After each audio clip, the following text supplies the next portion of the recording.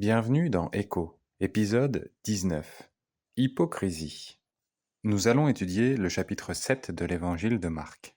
Marc chapitre 7. Les pharisiens et quelques spécialistes de la loi venus de Jérusalem se rassemblèrent auprès de Jésus. C'est intéressant de voir que des pharisiens et des spécialistes de la loi viennent le voir depuis Jérusalem. Ils le suivent, ils veulent savoir ce qu'il dit. Peut-être que certains seront touchés, mais ce qui les anime la plupart du temps, rappelons-le, est de l'écouter afin de trouver des moyens pour le faire tomber. C'est une forme d'espionnage en vue de lui nuire. Ils virent quelques-uns de ses disciples prendre leur repas avec des mains impures, c'est-à-dire non lavées. Or, les pharisiens et tous les juifs ne mangent pas sans s'être lavés soigneusement les mains, conformément à la tradition des anciens. Et quand ils reviennent de la place publique, ils ne mangent pas avant de s'être purifiés. Ils tiennent encore à beaucoup d'autres traditions comme le lavage des coupes, des cruches et des vases de bronze. Alors les pharisiens et les spécialistes de la loi lui demandèrent : « Pourquoi tes disciples ne suivent-ils pas la tradition des anciens, mais prennent-ils au contraire leur repas avec les mains non lavées ? » Les pharisiens et les spécialistes de la loi sont très attachés à ce qu'ils appellent la tradition des anciens. Cette tradition des anciens est une série de recommandations, de lois à suivre qui ne sont pas directement tirées de l'Écriture, mais qui sont mises en place par des pharisiens et des spécialistes de la loi de renom. Ici, on peut reconnaître leur bon sens, puisqu'il est tout à fait recommandable de se laver les mains et de laver la vaisselle avant de manger. La tradition prend beaucoup de place dans la vie des pharisiens et des spécialistes de la loi. Le quotidien est régi par tout un tas de recommandations non bibliques. Au verset 6, Jésus leur répond : « Hypocrite, Ésaïe a bien prophétisé sur vous comme il est écrit : Le peuple m'honore des lèvres, mais son cœur est éloigné de moi. C'est faussement qu'il m'honore, en donnant des enseignements qui sont des commandements humains. Vous abandonnez le commandement de Dieu et vous gardez la tradition des hommes, car vous lavez les pots et les coupes et vous faites beaucoup d'autres choses semblables. » Il leur dit : « Vous rejetez très bien le commandement de Dieu pour garder votre tradition. En effet, Moïse a dit : Honore ton père et ta mère, et celui qui maudira son père ou sa mère sera puni de mort. Mais d'après vous, si un homme dit à son père ou à sa mère : Ce dont j'aurais pu t'assister est korban, c'est-à-dire offrande à Dieu, alors il ne peut plus rien faire pour son père ou pour sa mère. Vous annulez ainsi la parole de Dieu par la tradition que vous avez établie et vous faites beaucoup d'autres choses semblables. » Jésus cherche à révéler ce qu'il y a dans le cœur des pharisiens et des spécialistes de la loi. Il ne se lance pas dans une justification du fait qu'il ne faut pas se laver les mains avant de manger, bien que ce soit le sujet soulevé par les détracteurs des disciples, mais il va parler de l'importance exagérée de la tradition dans leur cœur et dans leurs actes. Il va faire une démonstration que s'attacher si fortement à la tradition nous amène à faire ce qu'on a envie de faire en prétendant que c'est la volonté de Dieu. Et pour ça, il commence à s'appuyer sur une parole prophétique du prophète Ésaïe. « Ce peuple m'honore des lèvres, mais son cœur est éloigné de moi. C'est faussement qu'il m'honore, en donnant des enseignements qui sont des commandements humains. » Il cite ensuite un exemple concret où la tradition est en opposition à l'Écriture. L'Écriture dit qu'il faut d'une certaine façon donner une partie de tout ce qu'on produit à Dieu. C'est le principe de la dîme. Et d'une manière étrange, cela s'est transformé dans la tradition en l'encouragement à ne pas rendre service à son père ou à sa mère, sous prétexte que c'est la partie de notre temps qu'on donnerait à Dieu. Imaginons cette scène ridicule où des parents demanderaient à leur fils ou à leur fille de ranger leur chambre et où ils répondraient « c'est corban ». Sous-entendu, je n'ai pas à le faire, c'est un temps que je choisis de donner à Dieu. Eh bien, c'est ce que la tradition des pharisiens et des spécialistes de la loi encourage à faire. Et d'après Jésus, c'est un exemple parmi tant d'autres, où au lieu de mettre la parole de Dieu en pratique en honorant son père et sa mère, eh bien, on fait tout le contraire. Et il dit qu'ils ont établi beaucoup de choses semblables. Ce que ça signifie, c'est qu'au lieu de regarder avec un œil plein de jugement ce que font les disciples vis-à-vis de leur tradition, peut-être ferait-il mieux de remettre en question leur tradition. Jésus continue son développement au verset 14. Ensuite, Jésus appela toute la foule et lui dit : « Écoutez-moi tous et comprenez. Il n'y a rien d'extérieur à l'homme qui puisse le rendre impur en pénétrant en lui, mais c'est ce qui sort de l'homme qui le rend impur. Si quelqu'un a des oreilles pour entendre, qu'il entende. C'est une formule qu'il utilise lorsqu'il apporte un propos imagé. Elle est là pour faire réfléchir. Mais il ne va pas laisser ses disciples sans l'explication de cette image. Verset 17, lorsqu'il fut entré dans la maison, loin de la foule, ses disciples l'interrogèrent sur cette parabole. Il leur dit, vous aussi, vous êtes donc sans intelligence? Ne comprenez-vous pas que rien de ce qui, de l'extérieur, entre dans l'homme ne peut le rendre impur? En effet, cela n'entre pas dans son cœur, mais dans son ventre, puis est évacué dans les toilettes. Cette déclaration est profondément choquante pour les disciples qui sont juifs.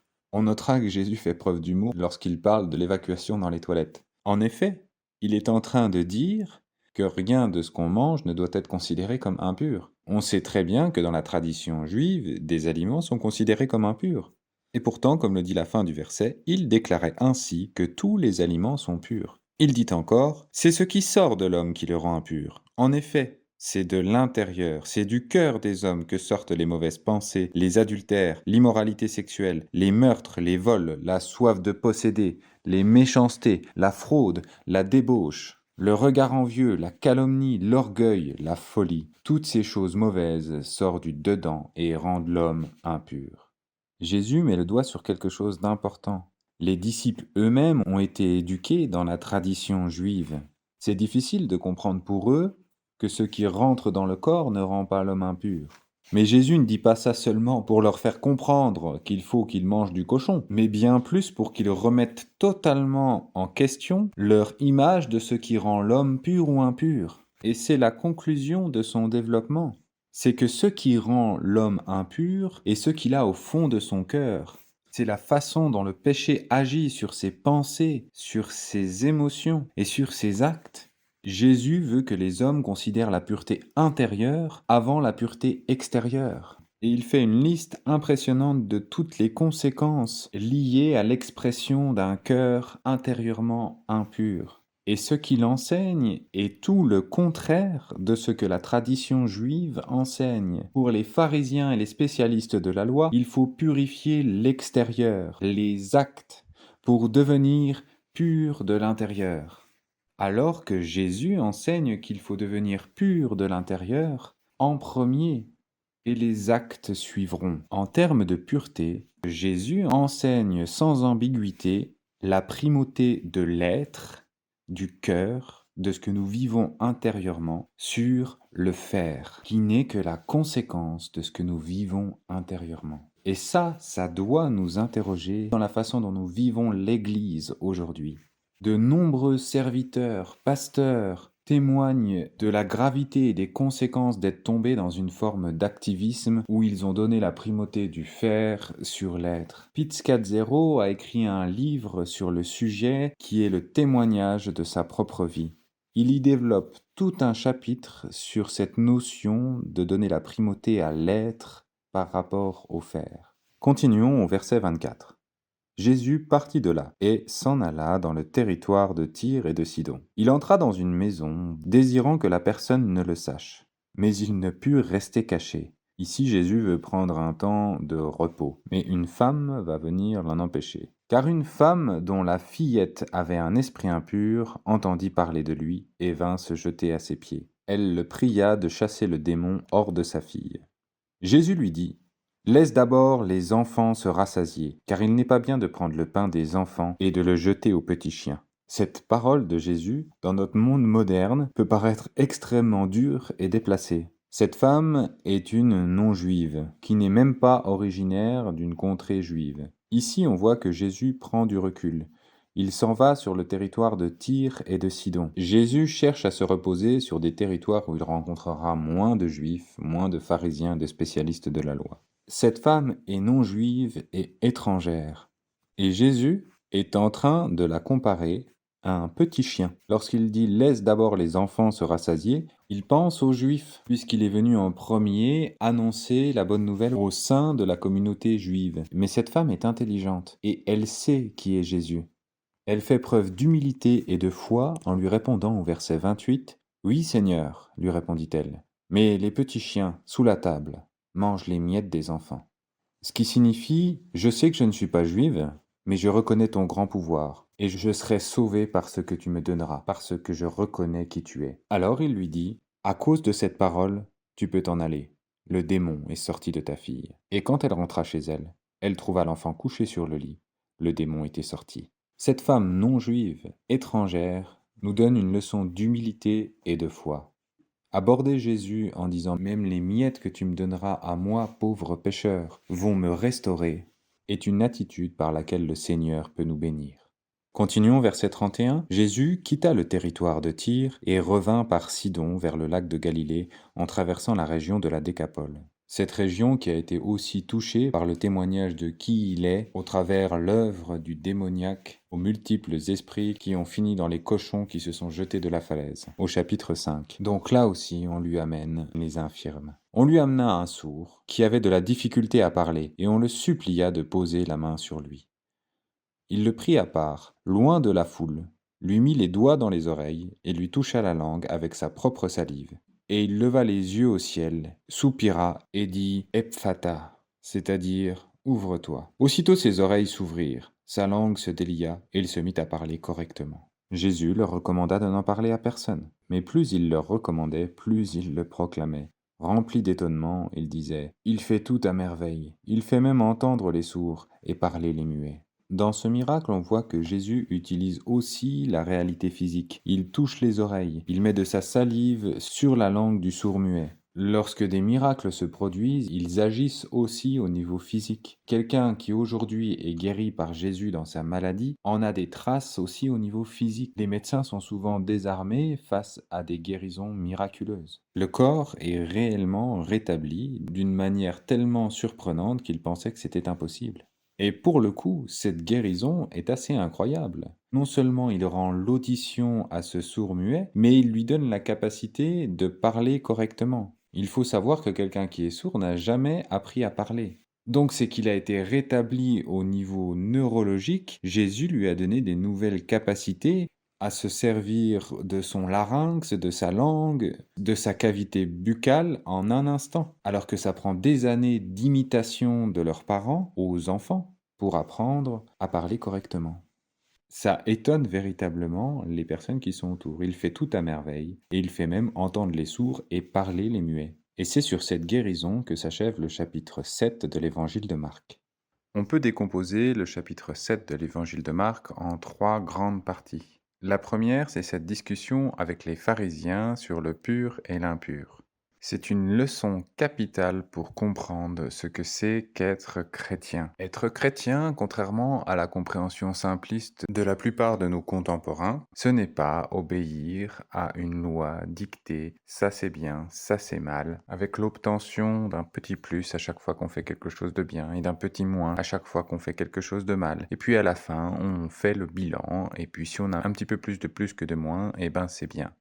La foi chrétienne, définitivement, ce n'est pas ça. C'est une transformation vivifiante de l'intérieur, de l'état d'esprit, qui, au final, amène à faire le bien. C'est ce que Jésus, notamment, appelle la nouvelle naissance. Il le précise en disant que c'est naître de l'esprit.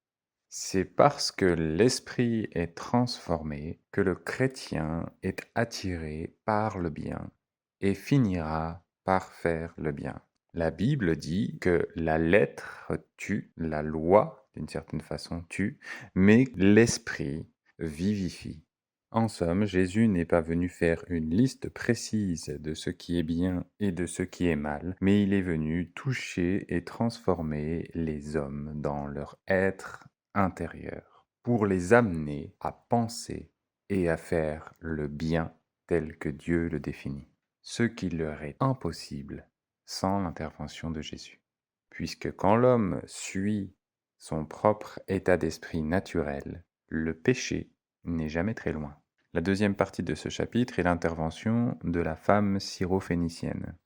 Cet échange nous amène à comprendre que la foi en Christ n'est pas seulement accessible à une caste d'initiés, à une élite, à des personnes en particulier qui auraient la connaissance, qui auraient l'origine géographique, qui auraient la bonne ascendance ou tout autre avantage sur les autres pour accueillir Jésus-Christ dans leur vie.